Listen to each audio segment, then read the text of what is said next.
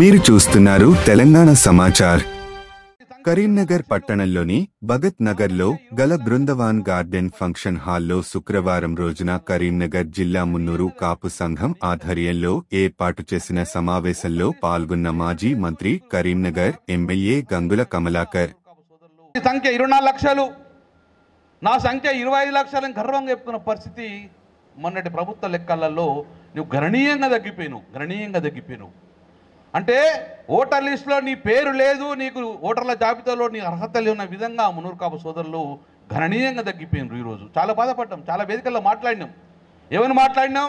అన్యాయం చేయడం సహిస్తాం, కానీ మాకు ఎన్నికలలో మాకు ఓటర్ లిస్టుల్లో మా పేరే లేదు, అంటే కులగలలో మా పేరు లేదు అంటే మమ్మల్ని అవమానపరుస్తుంది, కాబట్టి ఎట్టి పరిస్థితుల్లో సహిత్యమని చెప్పి ఆ రోజు ఒకటే వేదిక మీద ఆ రోజు బండి సంజయ్ వచ్చాడు, తీర్మానం మల్లన్న వచ్చాడు, మేమందరం కూర్చొని ప్రభుత్వాన్ని హెచ్చరించడం జరిగింది. ప్రభుత్వం ఏదైనా కానీ ప్రభుత్వాన్ని హెచ్చరించినాం.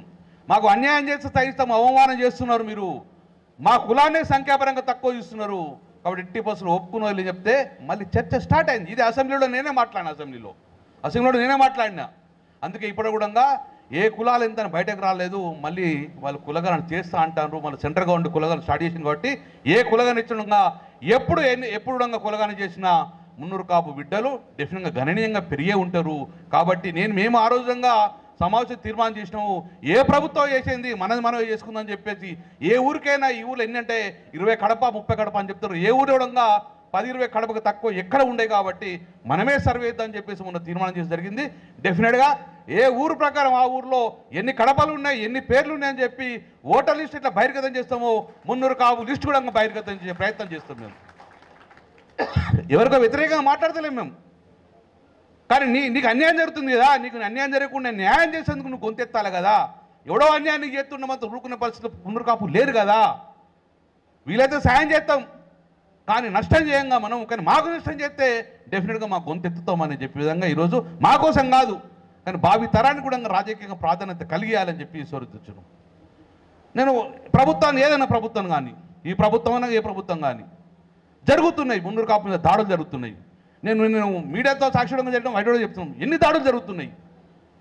ఏ రోజు చూడు హెచ్ఎండిఏలో బాలకృష్ణ గారు ఒక గుడ్ ఆఫీసర్, హెచ్ఎండిఏలో పెద్ద ఆఫీసర్, ₹1,00,000 ₹1,00,000 ₹1,00,00,000 లంచం తీసుకోక దొరకలే, కానీ నీ మీద నువ్వు లంచం తీసుకున్నావు అని చెప్పి నీ ఇంటి మీద దాడి చేసి ఆ యొక్క గోపాలకృష్ణ గారు ఐపీఎస్ను తీసుకుపోయి జైల్లో వారేసిండు. ఆయన మున్నూరు కాపు బిడ్డ, మరి ఆయన ఎక్కడ దొరికిండా? వేరే కులపడు కనవాళ్ళే.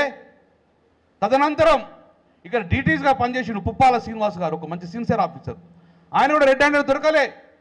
నీ ఇల్లు మీద దాడి చేసి నీకు అక్రమంగా ఆస్తులు సంపాదించాలని చెప్పేసి ఆయనను జైల్లోకి పంపించి ఈరోజు సస్పెండ్ చేసే పరిస్థితి వచ్చింది. ఈరోజు మూడోది ఈఎన్సీ అనిల్ కుమార్ గారు, చాలా ప్రాంప్ట్గా ఉండే వ్యక్తి, కరప్షన్ లేని వ్యక్తి, ఆయనను తీసుకుపోయి ఈరోజు నేను ఎందుకు అంటున్నా అంటే, ఎందుకు ఈ దాడి చేస్తున్నారు? నూనె శ్రీధర్ మొన్ననే మన ఈగా ఉండే అతను కూడా ఈరోజు యాంటీ కరప్షన్ పట్టుకొని జిల్లా వారేసిండు. నేను ఏమంటాను నా ప్రభుత్వాన్ని, మా కులపల్లి కనబడుతున్నారా, వేరే కులపల్లి కనబడుతున్నారా? ఎందుకు మా మీ దాడి? ఒకే కులాన్ని ఎందుకు టార్గెట్ చేస్తున్నారు? చెయ్యకండి అని చెప్పి మేము ప్రభుత్వానుగా ఒకటే వేది నుంచి కూడా చెప్పినాము.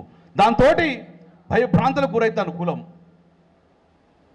ఆ కులంలో ఉన్న మేము ఉద్యోగాలు చేయలేని భయమైన పరిస్థితి వచ్చింది, కాబట్టి ప్రభుత్వం కూడా పునరాలోచించే పరిస్థితి వచ్చింది. వెనుకబడిన కులాలు మేము, లక్షల కోట్ల సంపాదించిన ఆస్తులు లేవు మా వెనుక, కాబట్టి దయచేసి ప్రభుత్వం కూడా పునరాలోచించుకొని ఇలాంటి దాడులు ఉండదు కూడా అని చెప్పి మేము చెప్తున్నాం. డెఫినెట్గా వాళ్ళందరికీ మద్దతుగా కులం ఉంటుందని చెప్పడం మరొకసారి మేము చెప్పడం జరుగుతుంది, అండగా ఉంటుందని చెప్తున్నాం.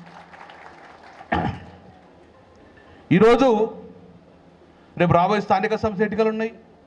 ఏ రోజు స్థానిక సంస్థ వచ్చి డెఫినెట్గా మున్నూరు కాపులు బాధ్యత వహించండి, ముందుండండి.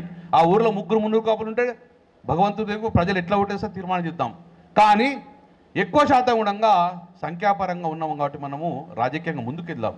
తద్వారా ఈ ప్రభుత్వాలు, రాబోయే కాలం ప్రభుత్వాలు ఏదైతే ఒకప్పుడు మున్నూరు కాపులు అసెంబ్లీలో 9-11 నుంచి ఈరోజు 3కు పడిపోయినామో, రేపు ఈ 3 మళ్ళీ 13 దాటిపోవాలనే ఉద్దేశంతో అన్ని పొలిటికల్ పార్టీలుగా ఈరోజు మనం మున్నూరు కాపులకు అసెంబ్లీ సీట్లు కేటాయించే విధంగా రాజకీయ అంటే ఏమనుకోవాలి ప్రభుత్వం, అరే ఇక్కడ మున్నూరు కాపుకి ఇస్తే వీళ్ళందరూ కలిసి గెలిపిస్తారనే భావన ప్రజలు ఉంటే డెఫినెట్గా అన్ని పార్టీలు ఆ యొక్క మున్నూరు కాపు కులం వైపే చూస్తారు. కాబట్టి మనం కొట్లాడుకుంటే రేపు రాబోయే కాలంలో చులకన అయిపోతాము, రాజకీయంగా ఆర్థికంగా సామాజికంగా వెనుకబడిపోతాం. కాబట్టి డెఫినెట్గా కుల బలోపేతం చేయాలి, తద్వారా ప్రజల్లో మంచి పేరు తెచ్చుకొని ముందుకు సాగాలని చెప్పేసి మనస్ఫూర్తిగా కోరుకుంటున్నాను.